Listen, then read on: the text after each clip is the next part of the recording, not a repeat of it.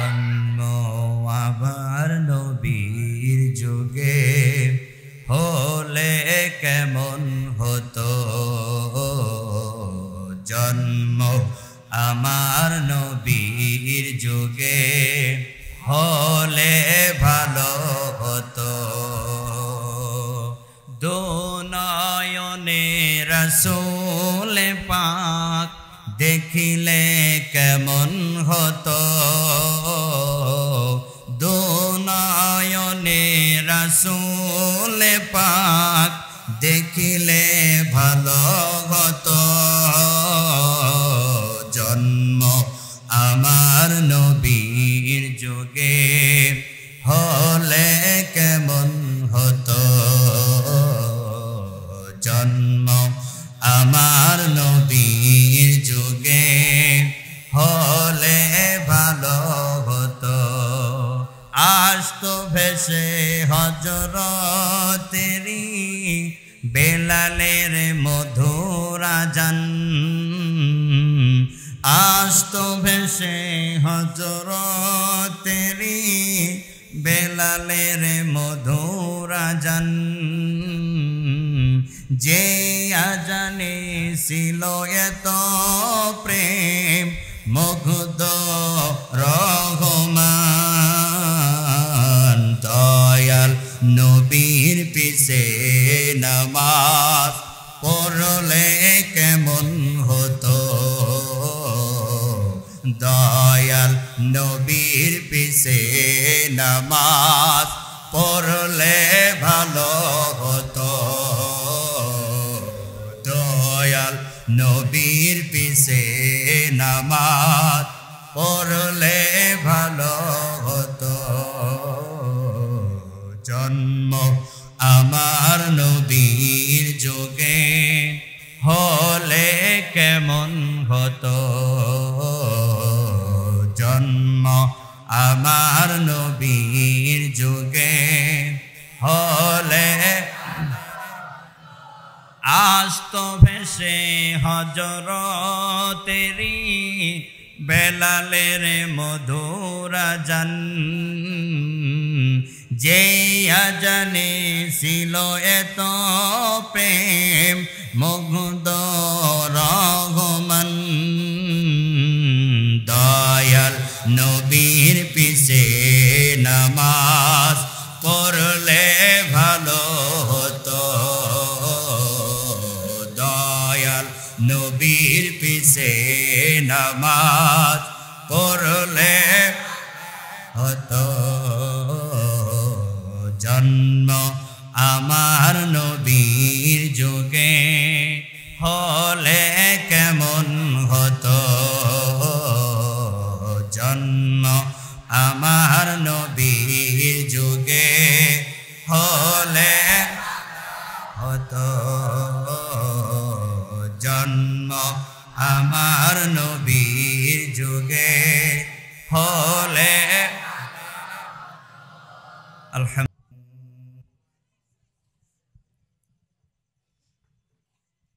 আলহামদুলিল্লাহিল আকরাম الذي خلق الإنسان وكرم وعلمه من البيان ما لم يعلم فسبحان الذي يحسن امتنانه باللسان ولا بالقلم ونشهد أن لا إله إلا الله وحده لا شريك له ونشهد أن سيدنا وحبيبنا وطبيبنا ومولانا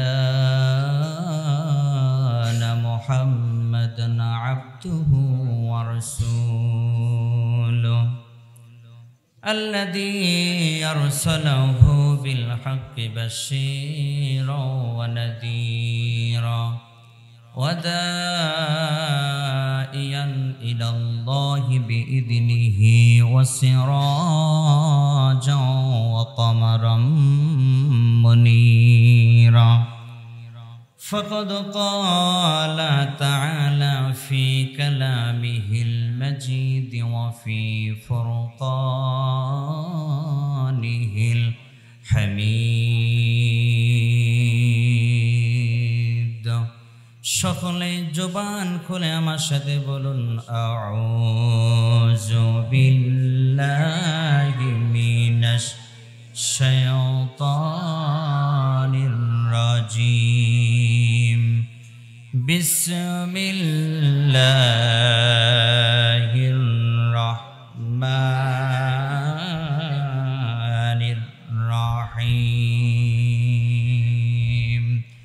قل هو الله أحد الله الصمد لم يلد ولم يولد ولم يكن له كفوا أحد بسم الله الرحمن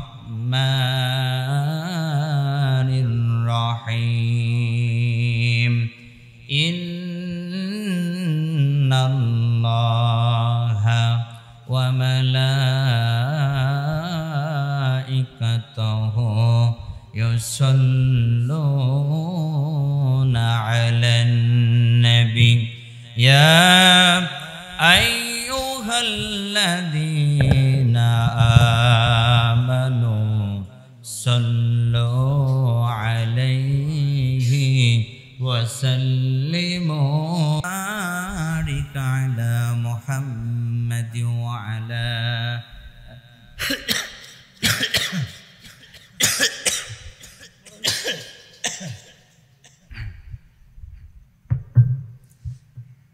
كما باركت على إبراهيم إنك حميد জন্ম আমার নবীর যুগে হলে কেমন হতো জন্ম আমার নবীর যুগে হলে ভালো হতো এই কলিটা আপনারা বলবেন আমি যদি বলি জন্ম আমার নবীর যুগে হলে কেমন হতো আপনারা বললেন জন্ম আমার নবীর যুগে হলে ভালো হতো কথা কান ঠিক কিনা বলেন জন্ম আমার নবীর যুগে হলে কেমন হতো জন্ম আমার নবীর যুগে হলে ভালো হতো দো নয়নে রসূল পাক দেখিলে কেমন হতো দো নয়নে রসূল পাক দেখিলে ভালো হতো জন্ম আমার নবীর যুগে হলে কেমন হতো জন্ম আমার নবীর যুগে হলে ভালো হতো আসতো ভেসে হযরতেরি বেলালের মধুর আযান আসতো ভেসে হযরতেরি বেলালের মধুর আযান যে আজানে ছিল এত প্রেম মুগ্ধ রহমান দয়াল নবীর পিছে নামাজ পড়লে কেমন হতো দয়াল নবীর পিছে নামাজ পড়লে ভালো হতো দয়াল নবীর পিছে নামাজ পড়লে ভালো হতো জন্ম আমার নবীর যুগে হলে কেমন হতো জন্ম আমার নবীর যুগে হলে আসতো ভেসে হজরতেরি বেলালের মধুর আজান, যে আজানে ছিল এত প্রেম মুগ্ধ রহমান। দয়াল নবীর পিছে নামাজ পড়লে ভালো হতো, দয়াল নবীর পিছে নামাজ পড়লে হতো। জন্ম আমার নবীর যুগে হলে কেমন হতো, জন্ম আমার নবীর যুগে হলে হতো, জন্ম আমার নবীর যুগে হলে। আলহামদুলিল্লাহ, সমস্ত প্রশংসা, সমস্ত তারিফ, সমস্ত গুণগান সে রব্বে কারিমের প্রতি, যে রব্বে কারিম মেহেরবানি করে ভালোবেসে মহব্বত করে মাগরিবের পরে এবং এশার পূর্বে মুহূর্তে যে আল্লাহ তাআলা এক ঝাঁক কোরআনের পাখি, এক ঝাঁক তলবে ইলম এবং আশেপাশে যারা আমার পাশে বসে আছে পিতৃ সমতুল্য, আমি ছেলের মতো তাদের, তারা আমার ওস্তাদের মতো, তারা আমার বাবার মতো, তাদের সামনে কথা বলার মতো আমার কোনো যোগ্যতা নাই। আমি নগণ্য জঘন্য একটি ব্যক্তি। এমন একটা পরিস্থিতিতে আমাকে নিয়ে এসেছে, আমি জানতেই না যে এত ভালো ভালো ব্যক্তির সামনে আমার কোনো কথা বলতে হবে।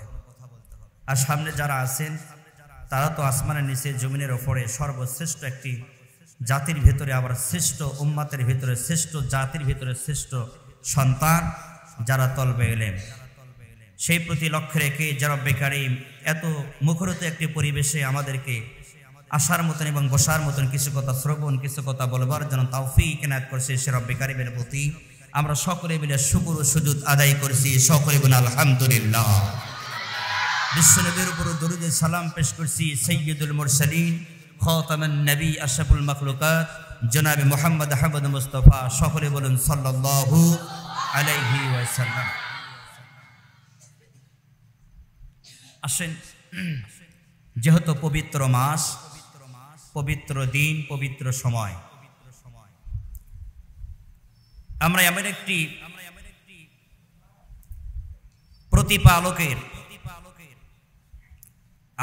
একটি প্রতিপালক পেয়েছি যেনার কোনো শরীক নাই, যেনার কোনো আত্মীয় স্বজন নেই। এই জন্যই আমরা শ্রেষ্ঠ। আমাদের রবের কোনো দ্বিতীয় রব নাই। কুল হুয়াল্লাহু আহাদ, আল্লাহ এক, আল্লাহর কোনো দ্বিতীয় শরীকও নাই, আত্মীয়ও নাই, স্বজনও নাই। আল্লাহ খান না, পান করেন না। আমরা শ্রেষ্ঠ একটি প্রতিপালক পেয়েছি যার নাম আল্লাহ, যিনি একক, অন্য কোনো সত্তার মালিক নেই। এই জন্য আমরা শ্রেষ্ঠ। দুই, আমরা এমন একটি নবী পেয়েছি যিনি আগে সৃষ্টি হয়েছে, পরে জাহির হয়েছে। এমন একটি নবী পেয়েছি যেনার পরে আর নবী আসবেন না, কোন রসুল আসবেন না।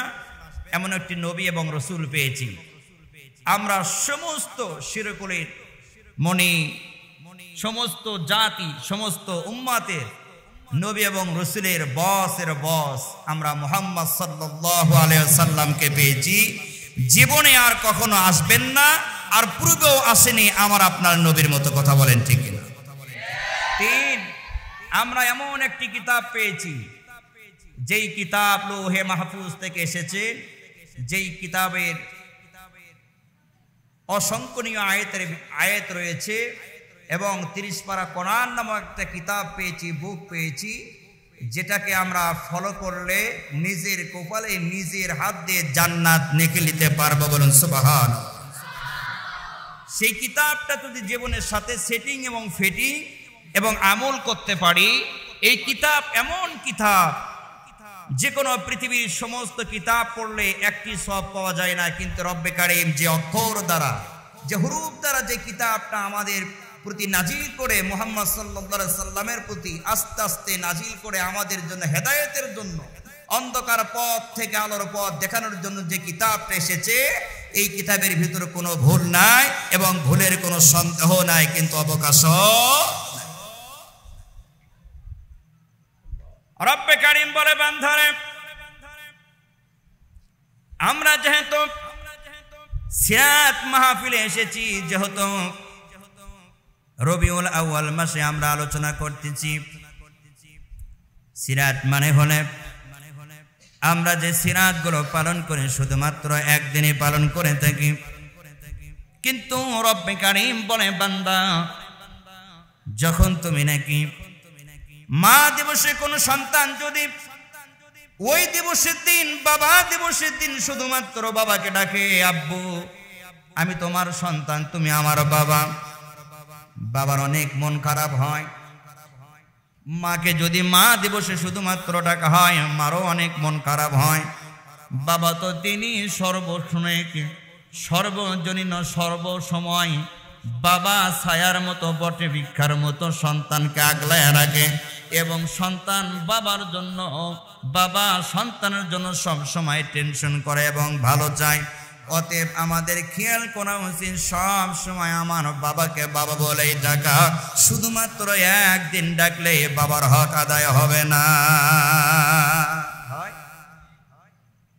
মা দিবসের দিন শুধুমাত্র মাকে ডাকলে মার যেমন হক আদায় হবে না, তদ্রূপ ভাবে রব্বে কারীম বলে, ও বান্দা, ও বান্দি, রহমাতাল লিল আলামিন নামক একটি কিতাব নবী পাঠিয়েছি শুধুমাত্র তোমাদেরকে আলোর পথ দেখানোর জন্য নয়, শুধুমাত্র অন্ধকার পথ থেকে আলোর পথে আসবার জন্য শুধুমাত্র নবী পাঠাই নাই। তোমরা ঈদ ও মিলাদুন নবী করলে, জুস্ত জুনুস করলে, 12ই রবিউল আউয়ালে তোমরা অনেক ব্যবস্থা করলে, কিন্তু বিষয়টা হলে আমার নবীর আলোচনা সমালোচনা যখন তোমরা করা শুরু করে দিয়েছ, আমার নবীকে মোহাব্বত যারা করবে তারা জানি নবী যেই যেই কাজ করেছে সেই সেই কাজের মধ্যে লিপ্ত থাকলে আমার নবীকে মোহাব্বত করার মতো হয়ে যাবে। এই জন্য বলছিলাম, আমরা অনেক সময় ফজর ওয়াক্ত নামাজ, যোহর ওয়াক্ত সময় পড়ি, এটা কি নবীর সিরাত ছিল? এটা কি নবীর আদর্শ ছিল? আমরা অমন সময় নবীওয়ালা কাজ না করে মানুষের সামনে দ্বন্দ্ব ফাসাদ করি, এটা কি নবীওয়ালা কাজ ছিল না? ওইটা নবীওয়ালা কাজ ছিল না। আমরা আমাদের সংসারের যাকাত গুলো সঠিকভাবে দিতে চাই না, এটা কখনোই নবীর কাজ ছিল না। আমরা এক ওয়াক্ত নামাজ পড়ি, আর ওয়াক্ত নামাজ পড়ি না। আমরা হুজুর মানুষ হয়ে ওয়াদা খিলাফ করি, কিন্তু নবী কখনো ওয়াদা খিলাফ করেন, এটাও নবীয়ানা কোনদিন কাজ হতে পারে না।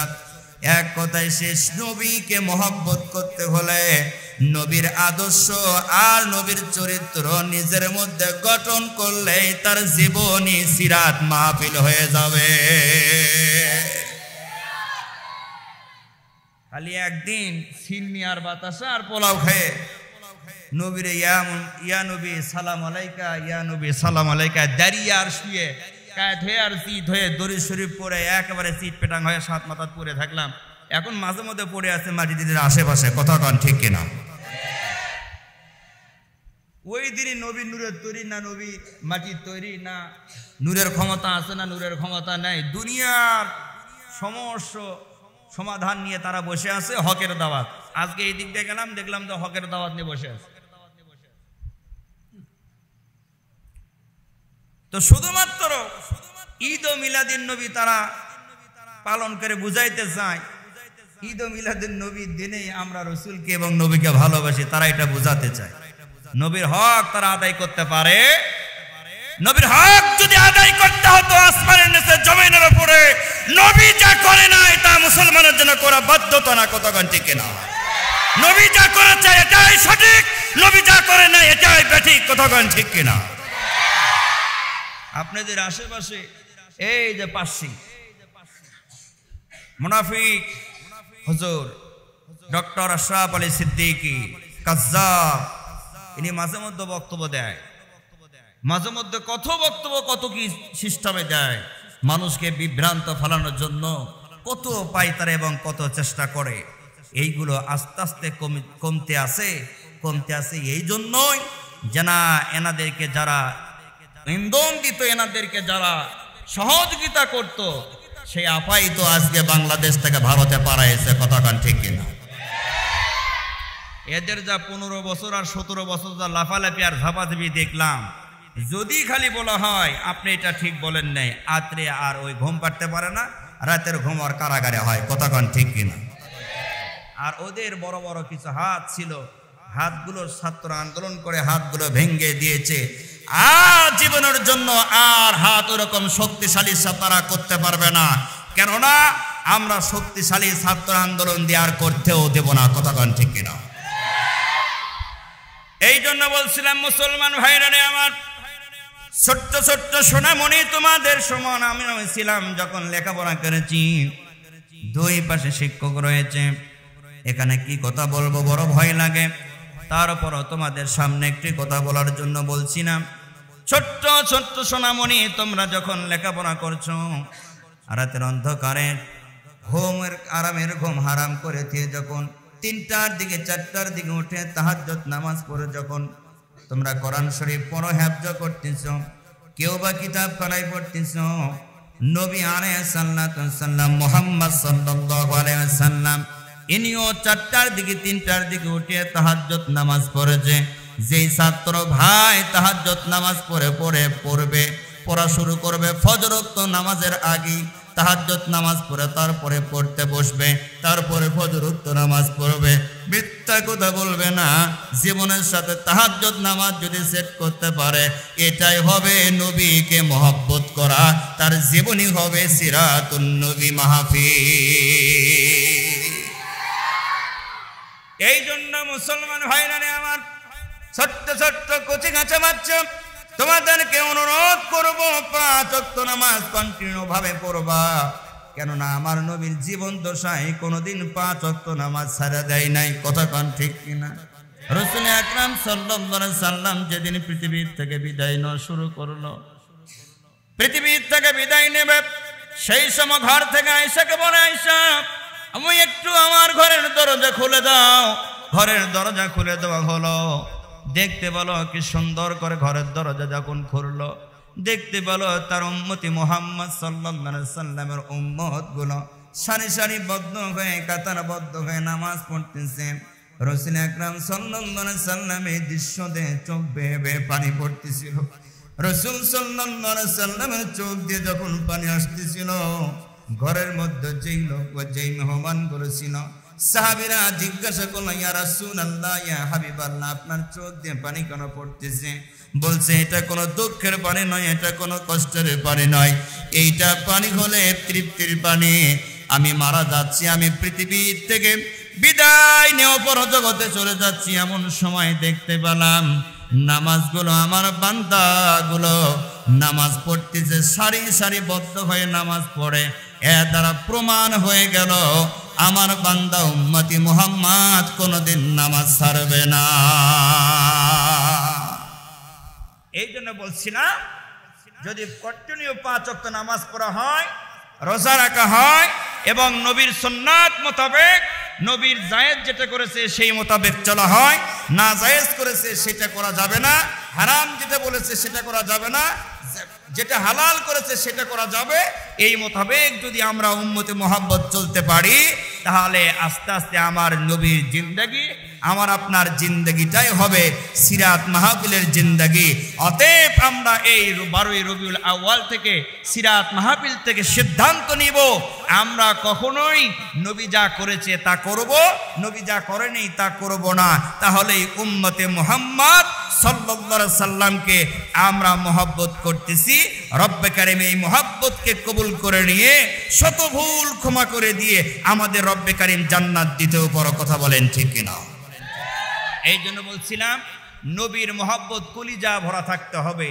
কখনোই যদি নবীর ওপর ব্যঙ্গচিত্র করে, আসমানের নিচে জমিনের ওপরে কেউ যদি নবীর হাতকে ভেঙে দেওয়ার জন্য, নবীর মাদ্রাসাকে কলঙ্কিত করার জন্য, কোরআনকে উৎখাত করার জন্য আবারও চেষ্টা চালায়, আমরা এমন হাত শক্তি করে উদার আহ্বান দিয়ে জানাচ্ছি, এমন শক্তি হাত করব পৃথিবী থেকে তাদেরকে উৎখাত করে বঙ্গোপসাগরে ভাসায় দেব। কথা বলেন ঠিক কিনা?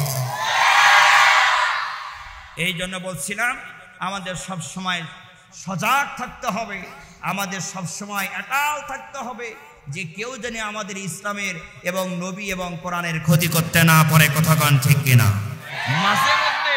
মাঝে মধ্যে আপনাদেরকে ভুলভাল বোঝায়া অনেক ক্ষতি করার চেষ্টা করবে।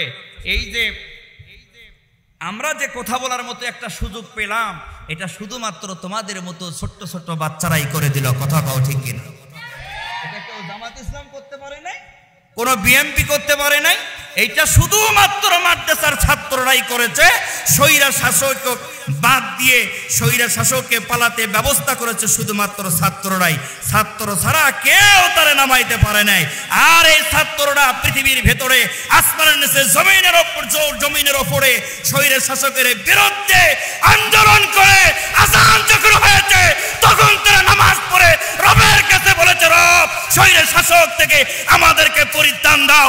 তখনই রব কবুল করে নিয়ে স্বৈরা শাসককে এরকম করে পৃথিবী মানচিত্র থেকে বাংলাদেশ থেকে ভারতে পালন করতে রব্বে কারীম তাদেরকে বাধ্য করেছে। কথা কান ঠিক কিনা? এই জন্য বলেছি আমাদের চোখের পানি এবং মুখের ভাষা রব্বে কারীম কবুল করেছে। এই জন্য কোরআনের অপমাননা এবং রসুলের অপমাননা যদি কেউ করতে চায় তাদের হাত ভেঙে দেওয়া হবে। তাদেরকে এই পৃথিবীর কোনো ঠাঁই নয়। দিল্লি অথবা মামু বাড়ি অথবা স্বামী বাড়ি তোমরা ঠাঁই নাও, কিন্তু বাংলাদেশে কোনো ঠাঁই নাই। কথা কন ঠিক কিনা? রব্বে কারীম আমাদের সকলকে মেহেরবানি করে রব্বে কারীম আমাদের সকলকে সিরাত মাহফিল থেকে এটাই আমরা সিদ্ধান্ত নিলাম।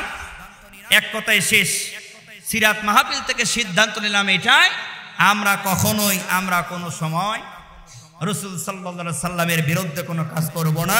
রাসূল যা করেছে তা আমরা করব, রাসূল যেটা করতে নিষেধ করেছে তা আমরা করব না। এটা করলেই আমার আপনার জীবন কামিয়াব, আমার আপনার জীবন সিরাত মাহফিল হয়ে যাবে। রব্বে কারীম আমাদের সকলকে সিরাত মাহফিলের থেকে সিদ্ধান্ত নেওয়ার জন্য তৌফিক দান করুক। আমরা কখনোই দুষ্টামি ফাজলামি করব না। এই যে ছোট ছোট বাচ্চা তোমরা যে এখানে পড়তেছ, তোমরা আমার জন্য দোয়া করবা এবং আমি তোমাদের জন্য দোয়া করব। তোমরা অনেক বড় বড় আলেম হবা এবং একটা জায়গা মতো যেয়ে সারা পৃথিবী তোমাদের কথাগুলো শুনবে, এরকম একটি পরিস্থিতি করতে হবে, এরকম একটা জায়গায় যেতে হবে। আর এরকম একটা জায়গায় গেলে, এরকম একটা জায়গায় যাবার জন্য একটাই শুধুমাত্র নিয়ত করতে হবে, নবী যা করেছে তা করব, নবী যা করে নাই তা করব না। নবী মিথ্যা কথা বলেন আমি বলবো না, নবী সত্য কথা বলেছে আমি সত্য কথা বলবো। নবী অন্যায়ের বিরুদ্ধে সোচ্চার হয়েছে, আমি অন্যায়ের বিরুদ্ধে সোচ্চার হয়ে কথা বলবো। নবী অন্যায় প্রশ্রয় দেন নাই, আমি অন্যায় কখনো প্রশ্রয় দেব না। নবী তাহাজ্জুদ নামাজ কখনো ছাড়েন নাই, আমি তাহাজ্জুদ নামাজ কখনো ছাড়বো না। নবী একামত সহ নামাজ পড়েছে, আমি একামত সহ নামাজ পড়বো। নবী কখনো একামত ছাড়া নামাজ পড়েন নাই, আমি একামতের পরে নামাজ পড়বো না। নবী জামাত ছাড়া নামাজ পড়েন নাই, আমি জামাত ছাড়া নামাজ পড়বো না। এই সিদ্ধান্ত নাও, তোমরা এমন একটি জায়গায় যাইবা সারা পৃথিবী তোমাদের মুখাপেক্ষী হয়ে থাকবে, তোমাদের মুখের সামনে তাকায় থাকবে, তোমরা কথা বলবা আর সারা পৃথিবীর মানুষ শুনবে। এই সিদ্ধান্তই আমরা নিলাম, নবী যা করেছে আমরা করব। কথা কন ঠিক কিনা?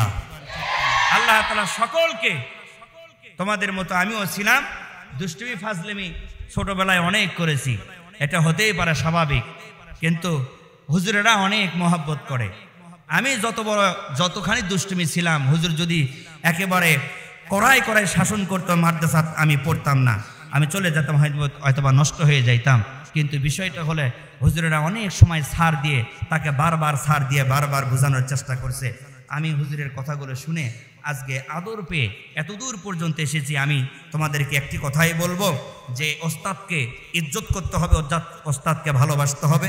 যদি হুজুর ব্যাত্রাঘাত করে পিতামাতাকে যে তোমরা কখনো বলিও না, পিতামাতাকে তোমরা বলবা, পিতামাতার কষ্টর সন্তান হুজুরের প্রতি বিচার নিয়ে আসবে, হুজুর মন খারাপ করবে। আর হুজুর যদি ওস্তাদ যদি একবার বদদোয়া করে সারা জীবনে, তাই যত লেখাপড়া করুক, যত বড় বিরেনি হোক, তাই কখনো আলেম হতে পারবে না।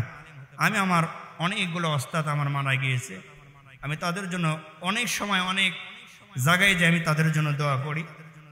তোমাদের ওস্তাদ তোমাদেরকে লেখাপড়া করায়, ওস্তাদের কথাগুলো শুনবা। তোমাদের বয়স ওস্তাদ পার করিয়ে ওস্তাদ হয়েছে, হয়তোবা তোমার কোনো এক সময় মনে হবে ওস্তাদ আমার প্রতি অন্যায় করলো, কিন্তু না, ওই অন্যায়ের প্রতি ওস্তাদের একটা দোয়া আছে, ওই অন্যায়ের মধ্যে তোমার একটা কল্যাণ আছে। এই জন্য অন্যায়কে কখনো অন্যায় মনে করবা না।